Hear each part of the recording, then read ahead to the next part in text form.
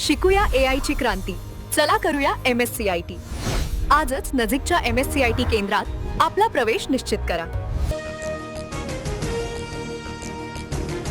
नाशिकच्या दिंडोरीमध्ये कार विहिरीमध्ये कोसळून 9 जणांचा मृत्यू. मृतांमध्ये एकाच कुटुंबातील 6 शाळकरी मुलांचा समावेश. अपघातातील सर्वजण हे दिंडोरी तालुक्याच्या इंदोरे गावातील रहिवासी. विहिरीच्या मालकावर गुन्हा दाखल.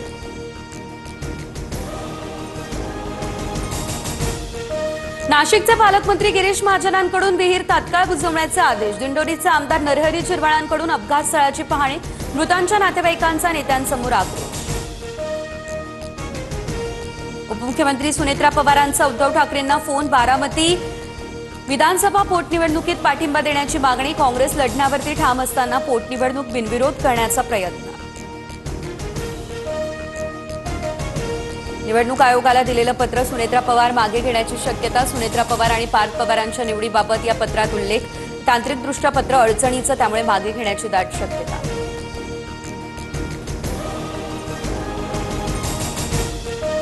सुनेत्रा पवारांच्या पदाचा वाद सुरू आहे आणि असं असतानाच आता राष्ट्रवादीच्या जिल्हाध्यक्षांना देवगिरीवरून फोन. सुनेत्रा पवारांच्या दौऱ्याचं कारण सांगून माहिती देखील मिळवण्याचा प्रयत्न. पक्षीय वाद सुरू असल्याची देखील चर्चा. सूत्रांचीही माहिती. बच्चू कडू यांच्या विरोधात गुन्हा दाखल. आमदार प्रवीण तायडे यांचे भाऊ अभिजित तायडेंच्या हत्येचा कट रचल्याचा आरोप. कडूंची ऑडिओ क्लिप व्हायरल. हत्येचा कट रचणं हा आमचा धंदा नाही, कडूंची प्रतिक्रिया समोर.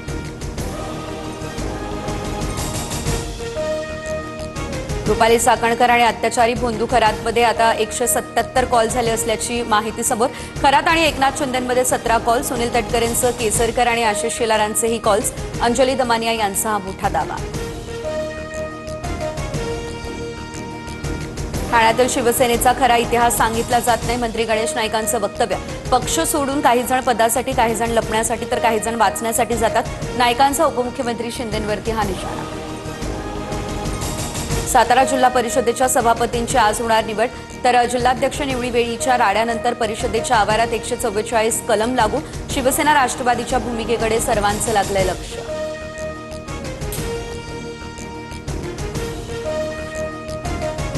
अंजनगाव या ठिकाणी आता सोलापूरमध्ये फरांडे महाराजांचं आंदोलन अखेर मागे. पालकमंत्री गोरे, माजी आमदार राजन पाटील आणि विशेष पोलीस महानिरीक्षकांच्या उपस्थितीत बैठक पार.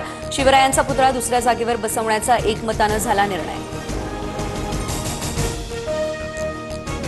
सांगलीमधील राम मंदिर चौकात उभारलेला छत्रपती संभाजी महाराजांचा पुतळा हा आता हटवला. कोणत्याही परिस्थितीत पुतळा चौकातच उभारा, अन्यथा आत्मदहन.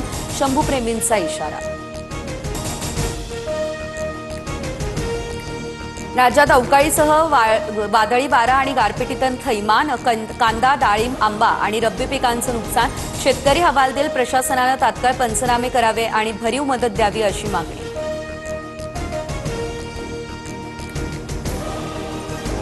विदर्भातून आणखी 5 वाघ सह्याद्री व्याघ्र प्रकल्पात पाठवण्याची तयारी सुरू. पेंच आणि ताडोबामध्ये वाघांची संख्या झपाट्यानं वाढली, त्यामुळे हालचाल. राष्ट्रीय व्याघ्र प्राधिकरणाची परवानगी.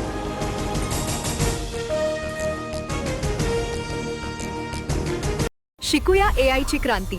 चला करूया MSCIT. आजच नजीकच्या MSCIT केंद्रात आपला प्रवेश निश्चित करा.